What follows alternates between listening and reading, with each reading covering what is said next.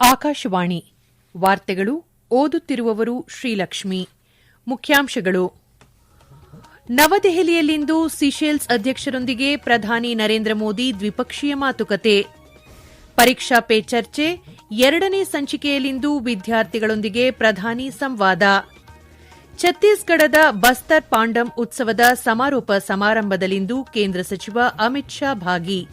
ಹಾಗೂ ICC T20 ವಿಶ್ವಕಪ್ cricket Ireland ವಿರುದ್ಧ ಶ್ರೀಲಂಕಾ ತಂಡಕ್ಕೆ 20 ರನ್ಗಳ ಜಯ.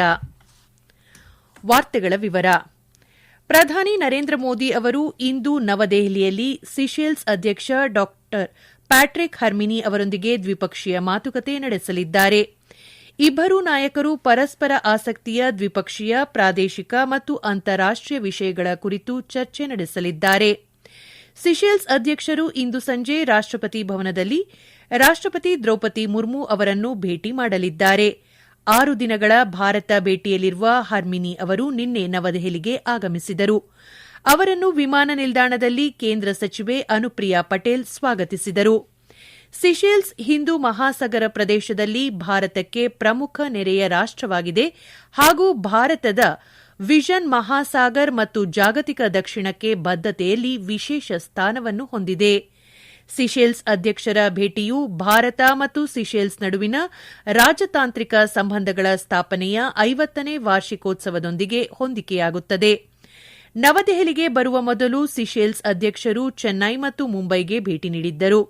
ಸಿಶೆಲ್ಸ್ ಅಧ್ಯಕ್ಷರ ಭೇಟಿಯು ಎರಡೂ ದೇಶಗಳ ನಡುವಿನ ವ್ಯಾಪಕ ಸಹಕಾರ ಮತ್ತು ಬಲವಾದ ಜನರಿಂದ ಜನರ ನಡುವಿನ ಬಾಂಧವ್ಯಕ್ಕೆ ಮತ್ತಷ್ಟು ವೇಗ ನೀಡುತ್ತದೆ. ಪ್ರಧಾನಿ ನರೇಂದ್ರ ಮೋದಿ ಅವರು ಕೌಲಾಲಂಪುರದಲ್ಲಿ ಮಲೇಷ್ಯಾ ಪ್ರಧಾನಿ ಅನ್ವರ್ ಇಬ್ರಾಹಿಂ ಅವರೊಂದಿಗೆ ನಿನ್ನೆ ದ್ವಿಪಕ್ಷೀಯ ಮಾತುಕತೆ ನಡೆಸಿದರು. ಈ ಸಂದರ್ಭದಲ್ಲಿ ಭದ್ರತೆ, ವಿಪತ್ತು ನಿರ್ವಹಣೆ, ಸೆಮಿಕಂಡಕ್ಟರ್ ಅಭಿವೃದ್ಧಿ, ಆಡಿಯೋ ವಿಜುಯಲ್ ಸಹ ನಿರ್ಮಾಣ, ಭ್ರಷ್ಟಾಚಾರ ನಿಗ್ರಹ ಸೇರಿದಂತೆ ಹಲವಾರು ಒಪ್ಪಂದಗಳನ್ನು ವಿನಿಮಯ ಮಾಡಿಕೊಳ್ಳಲಾಯಿತು. ಭಯೋತ್ಪಾದನೆ ನಿಗ್ರಹ, ಗುಪ್ತಚರ ಮಾಹಿತಿ ಹಂಚಿಕೆ, ಕಡಲ ಭದ್ರತೆ ಮತ್ತು ರಕ್ಷಣೆಯಲ್ಲಿ ಉಭಯ ದೇಶಗಳ ನಡುವಿನ ಸಹಕಾರವು ವಿಸ್ತರಿಸುತ್ತಿದೆ ಎಂದು ಪ್ರಧಾನಿ ನರೇಂದ್ರ ಮೋದಿ ತಿಳಿಸಿದ್ದಾರೆ. ಇಂಧನ, ಮೂಲಸೌಕರ್ಯ, ಉತ್ಪಾದನೆ ಮತ್ತು ಡಿಜಿಟಲ್ ಆರ್ಥಿಕತೆಯಲ್ಲಿ ಎರಡೂ ದೇಶಗಳ ಸಹಕಾರ ಬೆಳೆಯುತ್ತಿದೆ. ಕೃತಕ ಬುದ್ದಿಮತ್ತೆ, ಅರೆವಾಹಕಗಳು, ಆರೋಗ್ಯ ಮತ್ತು ಆಹಾರ ಭದ್ರತೆಯಲ್ಲೂ ಸಹಯೋಗ ಆಳವಾಗುತ್ತಿದೆ. ಭಯೋತ್ಪಾದನೆಯ ವಿರುದ್ಧ ಭಾರತದ ನಿಲುವು ಸ್ಪಷ್ಟವಾಗಿದೆ. ಭಯೋತ್ಪಾದನೆಯ ಬಗ್ಗೆ ಯಾವುದೇ ದ್ವಿಮುಖ ಮಾನದಂಡಗಳು ಮತ್ತು ರಾಜಿ ಸಾಧ್ಯವಿಲ್ಲ ಎಂದು ಅವರು ಪ್ರತಿಪಾದಿಸಿದರು. ಪ್ರಧಾನಿ ನರೇಂದ್ರ ಮೋದಿ ಅವರು ಇಂದು ಬೆಳಗ್ಗೆ ಪರೀಕ್ಷಾ ಪೇ ಚರ್ಚಾ 2026ರ ಎರಡನೇ ಸಂಚಿಕೆಯಲ್ಲಿ ದೇಶಾದ್ಯಂತ ವಿದ್ಯಾರ್ಥಿಗಳೊಂದಿಗೆ ಸಂವಾದ ನಡೆಸಲಿದ್ದಾರೆ. ಈ ಕಾರ್ಯಕ್ರಮವು ಬೆಳಗ್ಗೆ 10 ಗಂಟೆಗೆ ಪ್ರಸಾರವಾಗಲಿದೆ. ಪರೀಕ್ಷೆಗಳು ಹತ್ತಿರವಾಗುತ್ತಿರುವುದರಿಂದ ಪರೀಕ್ಷಾ ಒತ್ತಡ, ತಯಾರಿ ತಂತ್ರಗಳು, ಸಮಯ ನಿರ್ವಹಣೆ ಮತ್ತು ವಿದ್ಯಾರ್ಥಿಗಳು ಆತ್ಮವಿಶ್ವಾಸದಿಂದ ಪರೀಕ್ಷೆಗಳನ್ನು ಎದುರಿಸಲು ಸಹಾಯ ಮಾಡುವ ಬಗ್ಗೆ ಈ ಸಂವಾದ ಕೇಂದ್ರೀಕರಿಸುತ್ತದೆ. ಪರೀಕ್ಷಾ ಪೇ ಚರ್ಚೆಯಲ್ಲಿ ತಮಿಳುನಾಡಿನ ಕೊಯಮತ್ತೂರು, ಛತ್ತೀಸ್ಗಢದ ರಾಯ್ಪುರ, ಗುಜರಾತ್ನ ದೇವ್ ಮೋಗ್ರಾ ಮತ್ತು ಅಸ್ಸಾಂನ ಗುವಾಹಟಿಯ ವಿದ್ಯಾರ್ಥಿಗಳು ಭಾಗವಹಿಸಲಿದ್ದಾರೆ. ಪರೀಕ್ಷೆಗಳನ್ನು ನಿರ್ವಹಿಸುವುದು, ಆತ್ಮವಿಶ್ವಾಸವನ್ನು ಬೆಳೆಸುವುದು, ಸಕಾರಾತ್ಮಕವಾಗಿ ಉಳಿಯುವುದು ಹಾಗೂ ಆತಂಕ ಮತ್ತು ಒತ್ತಡದಂತಹ ಸಾಮಾನ್ಯ ಸವಾಲುಗಳನ್ನು ನಿವಾರಿಸುವ ಬಗ್ಗೆ ಪ್ರಾಯೋಗಿಕ ಸಲಹೆಯನ್ನು ಪ್ರಧಾನಿ ಹಂಚಿಕೊಳ್ಳಲಿದ್ದಾರೆ. ಈ ತಿಂಗಳ 6ರಂದು ಪ್ರಸಾರವಾದ ಮೊದಲ ಸಂಚಿಕೆಯಲ್ಲಿ ಪ್ರಧಾನಿ ನರೇಂದ್ರ ಮೋದಿಯವರು ಮಕ್ಕಳ ಪ್ರಶ್ನೆಗಳಿಗೆ ಉತ್ತರಿಸುವ ಮೂಲಕ ಆತ್ಮೀಯವಾಗಿ ಸಂವಾದ ನಡೆಸಿದರು. ಛತ್ತೀಸ್ಗಢ ಪ್ರವಾಸದಲ್ಲಿರುವ ಕೇಂದ್ರ ಗೃಹ ಮತ್ತು ಸಹಕಾರ ಸಚಿವ ಅಮಿತ್ ಶಾ ಅವರು ಇಂದು ಜಗದಲ್ಪುರದಲ್ಲಿ ನಡೆಯಲಿರುವ ಬಸ್ತರ್ ಪಾಂಡಮ್ ಉತ್ಸವದ ಸಮಾರೋಪ ಸಮಾರಂಭದಲ್ಲಿ ಭಾಗವಹಿಸಲಿದ್ದಾರೆ. ಈ ಉತ್ಸವವನ್ನು ಕಳೆದ ಶುಕ್ರವಾರ ರಾಷ್ಟಪತಿ ದ್ರೌಪದಿ ಮುರ್ಮು ಉದ್ಘಾಟಿಸಿದರು. ಛತ್ತೀಸ್ಗಢದ ಎಡಪಂಥೀಯ ಉಗ್ರವಾದ ಪೀಡಿತ ಪ್ರದೇಶಗಳಿಗೆ ನಿನ್ನೆ ಭೇಟಿ ನೀಡಿದ ಸಚಿವ ಅಮಿತ್ ಶಾ ಭದ್ರತಾ ವ್ಯವಸ್ಥೆಗಳು ಮತ್ತು ಅಭಿವೃದ್ಧಿ ಯೋಜನೆಗಳನ್ನು ಪರಿಶೀಲಿಸಿದ್ದರು.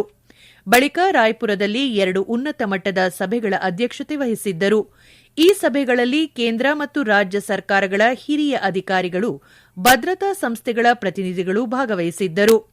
ನಂತರ Chhattisgarh at 25 shifting the lens ರಾಷ್ಟೀಯ ಸಮಾವೇಶದಲ್ಲಿ ಸಚಿವ ಅಮಿತ್ ಶಾ ಮುಖ್ಯ ಅತಿಥಿಯಾಗಿ ಪಾಲ್ಗೊಂಡಿದ್ದರು. ಈ ವಾರ್ತೆಗಳನ್ನು ಆಕಾಶವಾಣಿಯಿಂದ ಕೇಳುತ್ತಿದ್ದೀರಿ.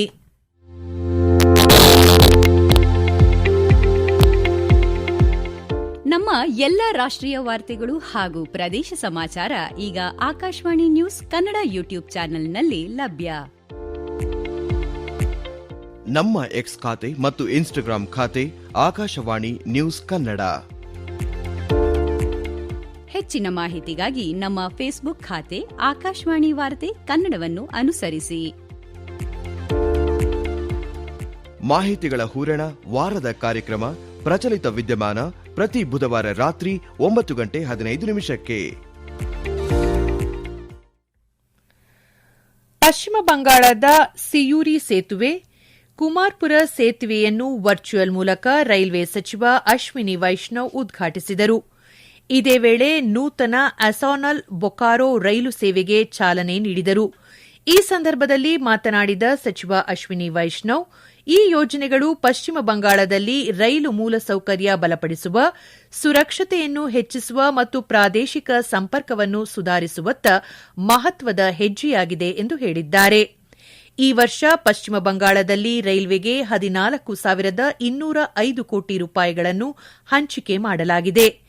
ಇದು 2009-2014 ನಡುವಿನ ಸರಾಸರಿ ಹಂಚಿಕೆಗಿಂತ 3 ಪಟ್ಟು ಹೆಚ್ಚು.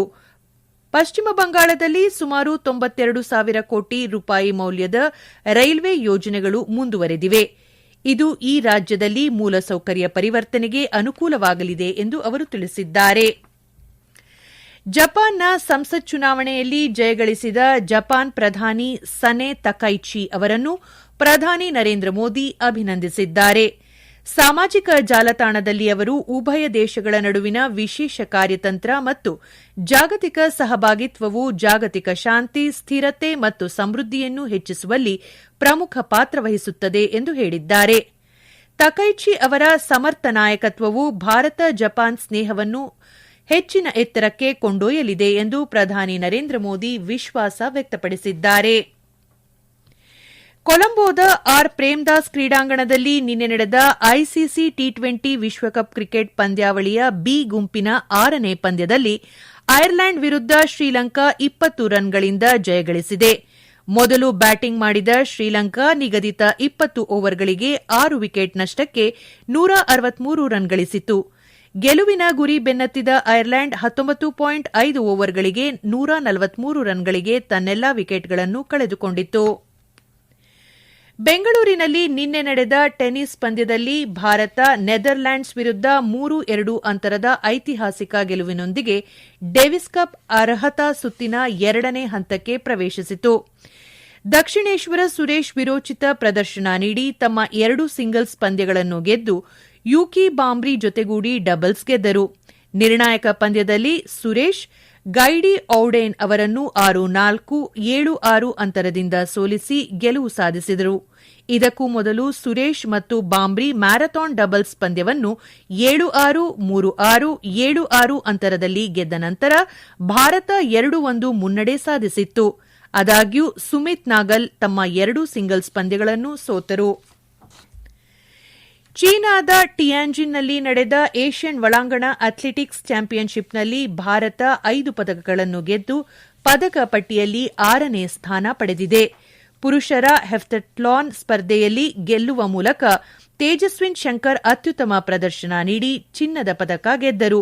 ಈ ಸ್ಪರ್ಧೆಯಲ್ಲಿ ಅವರು 5,993 ಅಂಕಗಳನ್ನು ಗಳಿಸುವ ಮೂಲಕ ಹೊಸ ದಾಖಲೆಯನ್ನು ಸ್ಥಾಪಿಸಿದರು.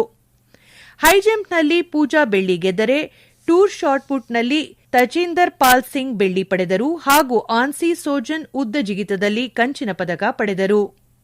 ಈಗ ಮತ್ತೊಮ್ಮೆ ಮುಖ್ಯಾಂಶಗಳು. ನವದೆಹಲಿಯಲ್ಲಿಂದು ಸಿಶೆಲ್ಸ್ ಅಧ್ಯಕ್ಷರೊಂದಿಗೆ ಪ್ರಧಾನಿ ನರೇಂದ್ರ ಮೋದಿ ದ್ವಿಪಕ್ಷೀಯ ಮಾತುಕತೆ. ಪರೀಕ್ಷಾ ಪೇ ಚರ್ಚಾ 2ನೇ ಸಂಚಿಕೆಯಲ್ಲಿಂದು ವಿದ್ಯಾರ್ಥಿಗಳೊಂದಿಗೆ ಪ್ರಧಾನಿ ಸಂವಾದ.